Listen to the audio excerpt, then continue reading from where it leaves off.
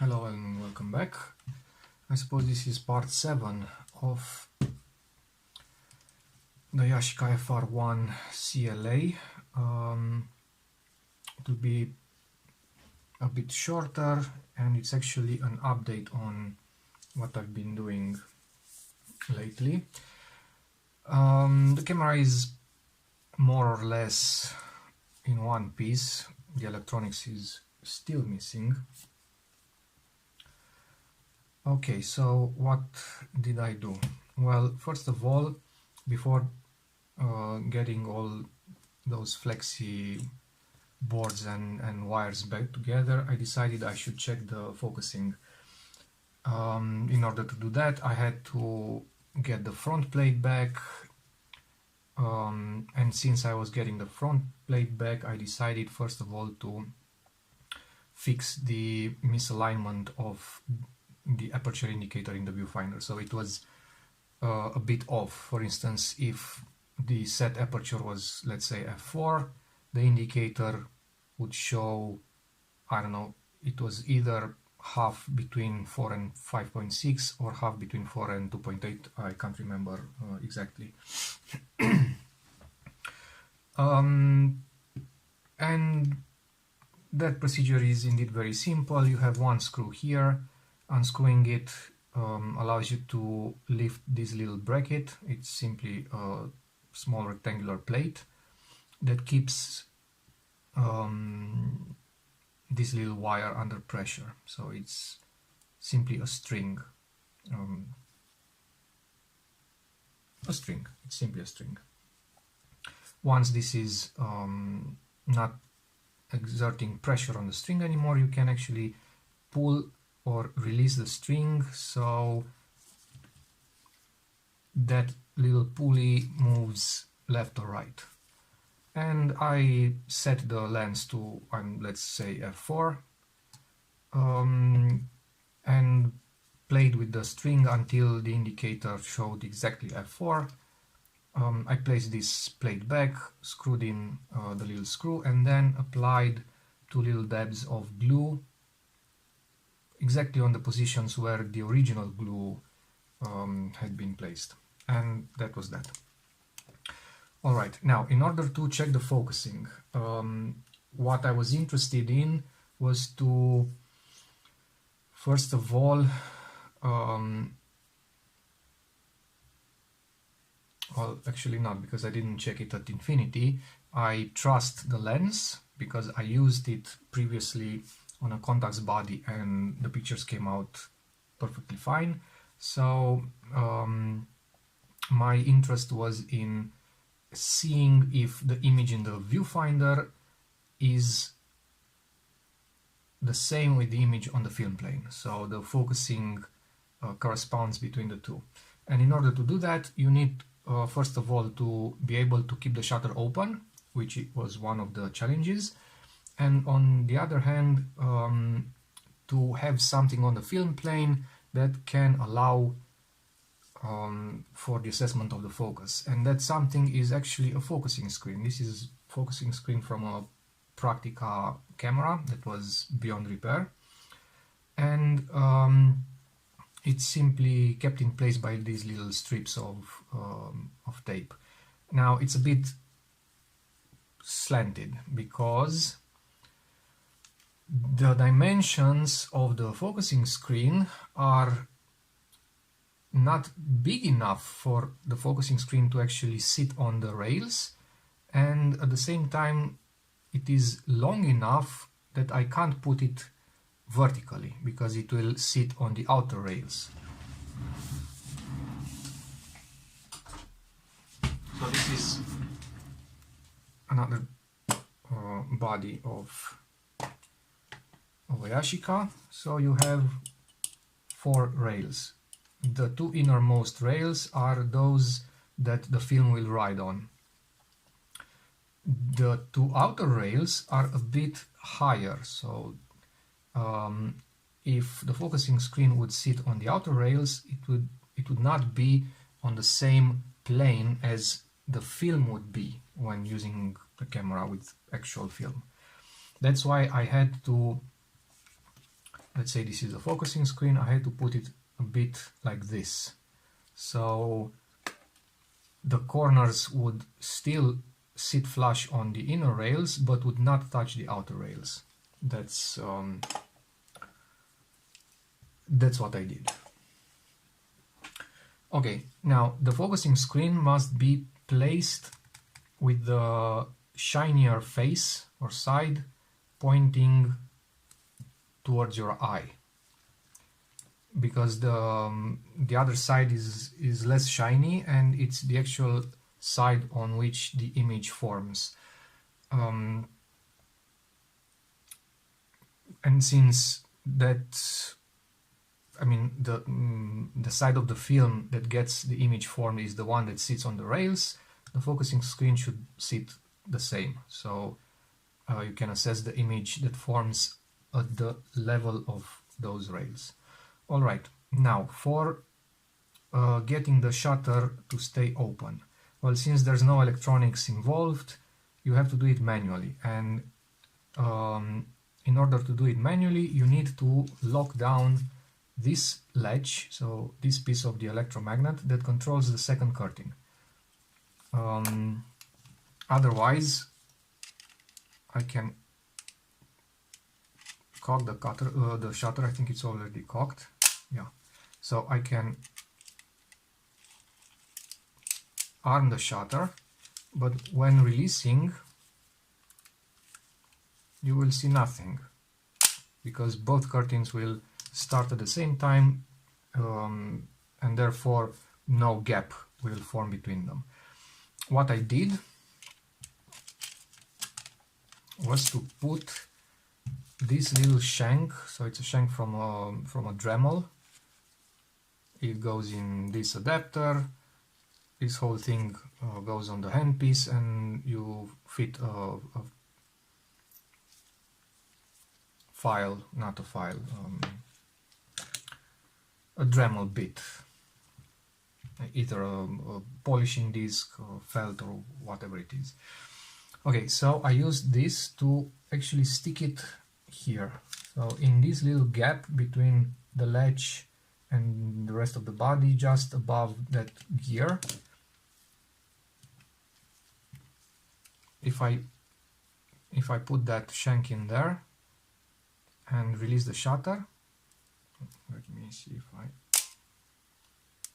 Alright, now the shutter stays open. And then, so this is the camera ready to be examined, and then I used this. Well, this is a box I made for scanning film with my Fuji mirrorless camera. In this slot I can insert this. It's a Raleno LED light source. It goes like that, and on top of the box there are three strips of tape, and I marked letters on each strip, so A, B, C. Now what I was interested in was mainly the corners. The first mention is that the focusing on the middle of the viewfinder was also off. So if the image in the viewfinder was focused correctly, the image on the film plane was not, and vice versa. I'll get to that in a moment. This is what happens when you turn on the light. I don't know.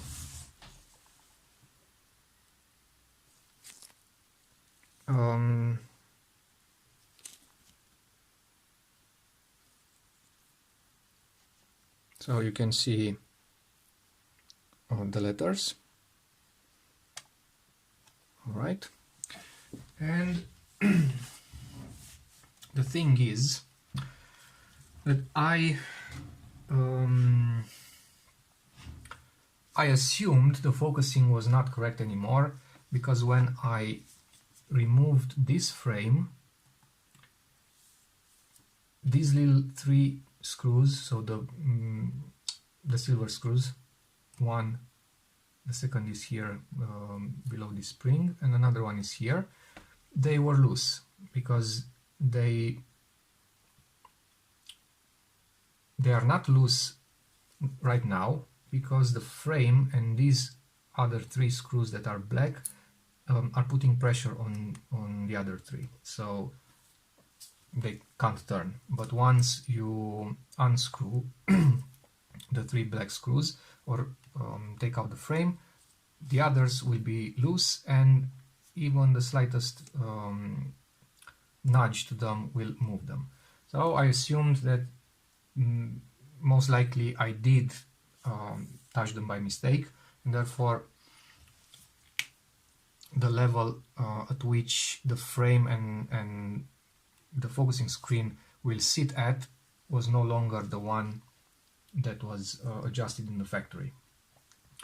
The first thing was to adjust for the middle point, so for the focusing screen, for the split image in the focusing screen, and I tried to adjust all 3 at the same rate, so half turn each of the screws in one direction, assess the focus, and move back and forth until the focusing was correct. And then I used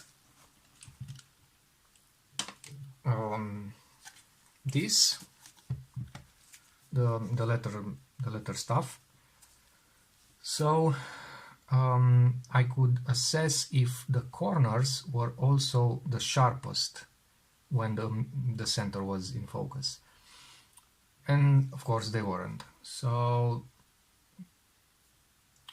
by also adjusting back and forth each of the screws, I managed to get all the corners as sharp as possible for the correct focused image. So when the image was focused correctly in the middle, I also got the corners as sharp as possible. And it's not easy at all. It's I think it took me like 2 hours or something. Probably it can be done a lot easier if you have the right tools.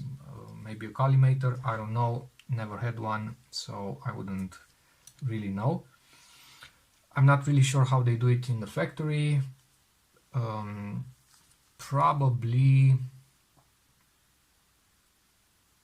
Probably something similar, but a lot more organized in a way. I don't know. All right. The other problem was that the camera, when it sits down on a table, has the tendency to tilt forwards because of the lens. It will not sit straight, so it can wobble like this because it doesn't have the bottom plate. If I put the bottom plate on, I can no longer access this ledge, so I can't release the shutter anymore. In order to verify that everything is correct, I would first have to check the focus on the film plane, so set the focus on the film plane. For that I need to get the shutter open, so I need to have the bottom plate off. Then I would need to check the focusing in the viewfinder and adjust the screws, and all of this while the camera is in the exact same position. Now, in theory, or the best way to do it would be to have it on a tripod. I could have mounted the tripod plate back because it gets it's mounted here, so I would still have access to this ledge, but for some reason I decided I wouldn't. Maybe that would have been the best idea. Also, you need to have a tripod that will allow for the camera to sit totally horizontal.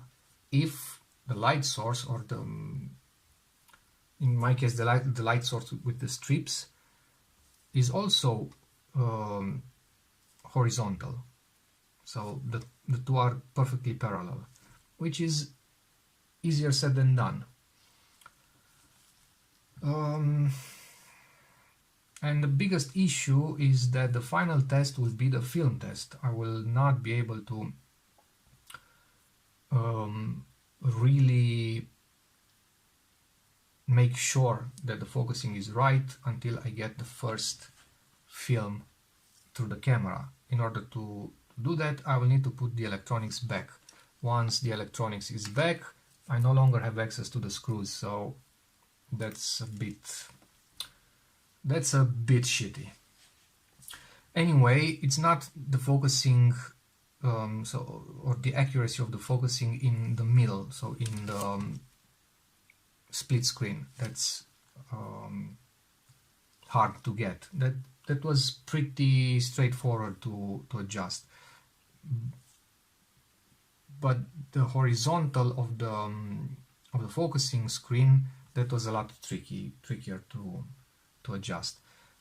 At the end of the day, even if the image in the viewfinder is not perfectly sharp all across the image, it's not a big tragedy, because you will certainly focus on the middle of the image, even if you recompose, because that's where the focus aid is. And even if the image is not uniformly sharp across the viewfinder, it will be on the film plane, because that is not adjustable. I mean, it is adjustable through those 4 shims that are in the correct place. I mean, each of them is in its correct place. So I wouldn't really worry a lot for this. Of course, I'd like to have it as good as it possible as it can be. So adjust it as good as I can. But I need to also keep in mind that I do have limitations. I do have a lot of things that I don't know how to tackle, how to solve. I lack a lot of tools, and I'm trying to do the best that I can with what I have.